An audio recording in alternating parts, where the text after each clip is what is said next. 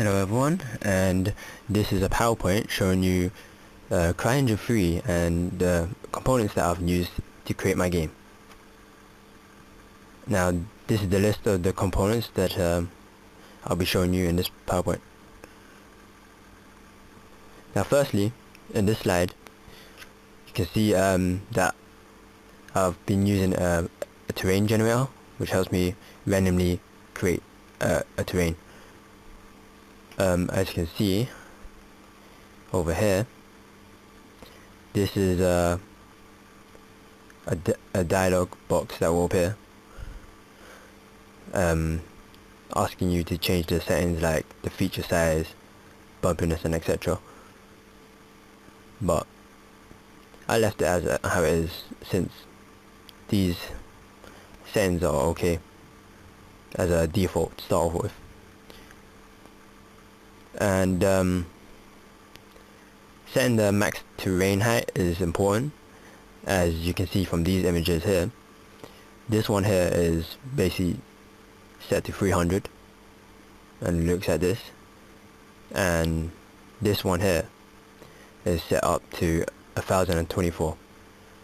You can see that this is a bit too bumpy and quite high, and if I were to jump in game mode, this would look very unnatural and it wouldn't look visually impressive, whereas this one you can see is quite flat and not really as bumpy as this one here. Now when I was modifying the terrain, what I used to do this was the brush settings like flatten, smooth and the pick height. All three of these help me to modify the terrain a bit more so that it would look like how I would want it to be. As you can see here, for example, the flatten tool flatten out the terrain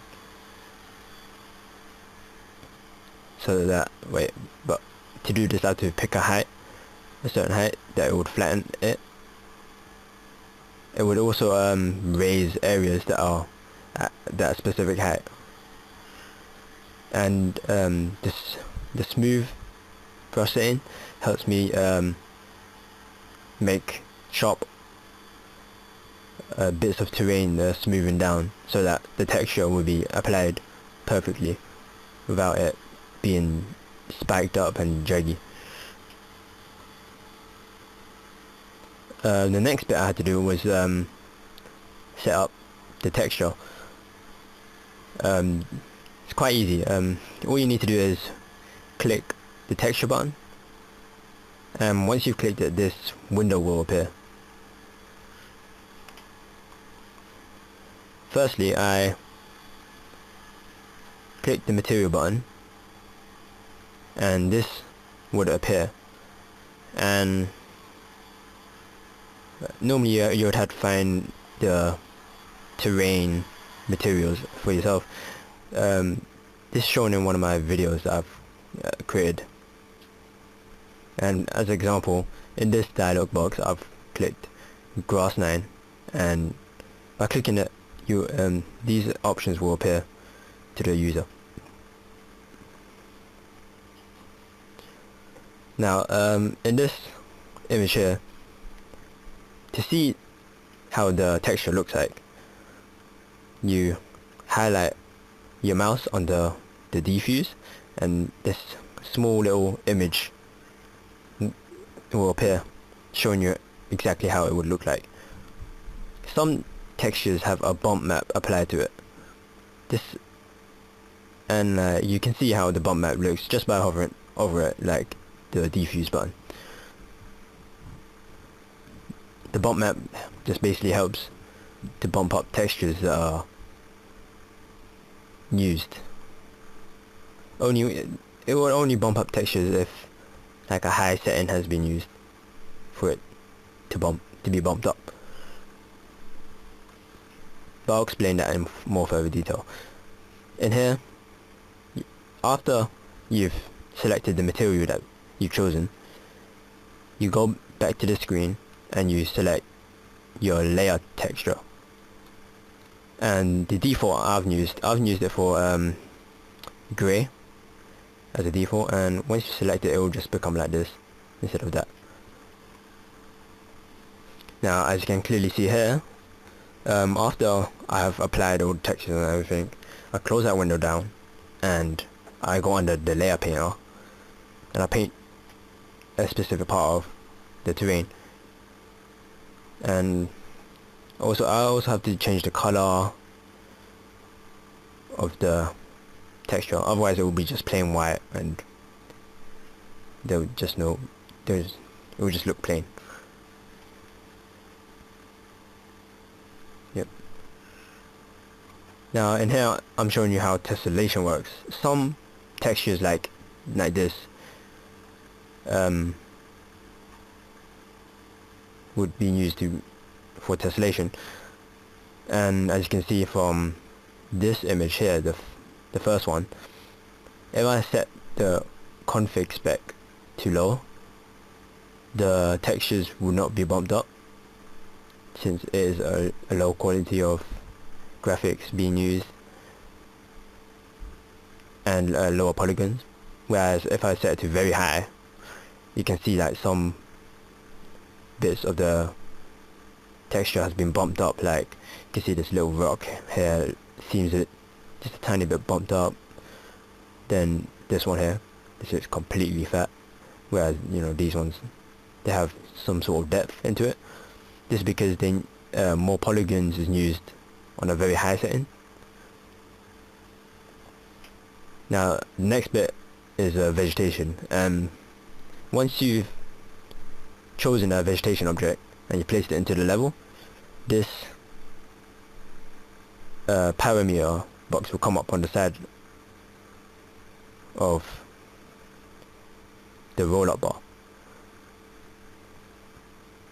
Now each of these settings have their own different feature.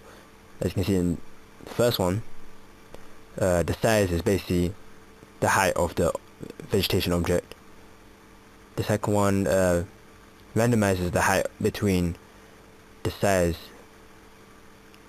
and the variation height. So I'll show you more on how this happens. The random rotation is basically the object will be rotated differently from each one you place down, so it looks random. The align to terrain, I'll show this later, but it basically what it does is makes the vegetation object line up with the terrain so that it'll be placed at a certain angle depending on where it's being placed on the terrain, obviously. The bending controls like how much it will bend with the wind. So the higher you put it, the more it will just move from the wind direction. The elevation minimum and maximum is the maximum height or minimum height that the object can be placed above sea level on the terrain. So if I set the elevation minimum to high, that means it won't be able to be placed on a lower land. So yeah, the next one is slow minimum, slow maximum. What this does is it will only allow the tree to be placed at a certain slope angle. So if the slope is too steep, then it won't be placed on it. It just depends on the number that you input into the slope minimum or slope maximum. And the other thing is the cast shadows, which is quite useful for making the object look even more natural, because it will be able to like cast a shadow into the thing. Yeah, and this seems to be a little over there. I might need to fix it.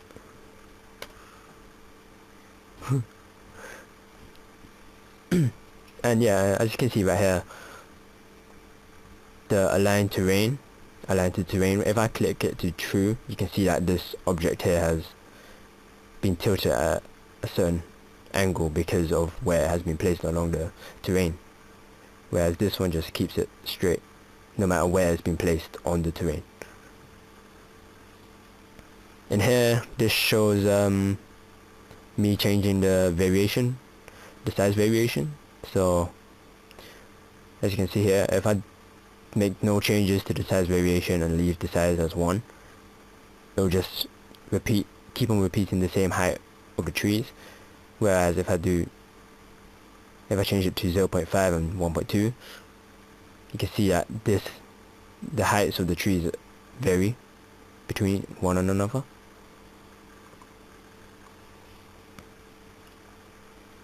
And now particle effects that you may have seen I've used it into my level. Once you've chosen a particle to use, this would appear, allowing you to change many options like this one here. What this does, it allows the particle to be played continuously, so that it'll be used as long as you are in the game. The count is the amount of particles to be played, so if I set it to a high number, that means a lot of particles would be shown instead of like a small number. The particle lifetime is the duration of the particle effect. So the higher it is, the more time it will take for it to like die out. Whereas if I put it like low time, it will just completely die out at a certain amount of time. But this would be cancelled out if you click continuous, because if you just click continuous, it will just continuously play it and it will just completely cancel out the particle lifetime. So if you want the particle lifetime to work, you would have to untick continuous for it to work. And another important option that's in the particle effects is to control the speed of the particle being played, so that it looks natural. Otherwise, if you set it to a very high number, then it may not look natural. It depends on what particle it is, obviously. And another thing that I've used is the flow graph editor, which helps me edit the AI path that I've used in my level. But it can be also used for many other type of things, like for example each node that I've used can be either an entity that you use in a level, or it could be an action that can take place in the game. So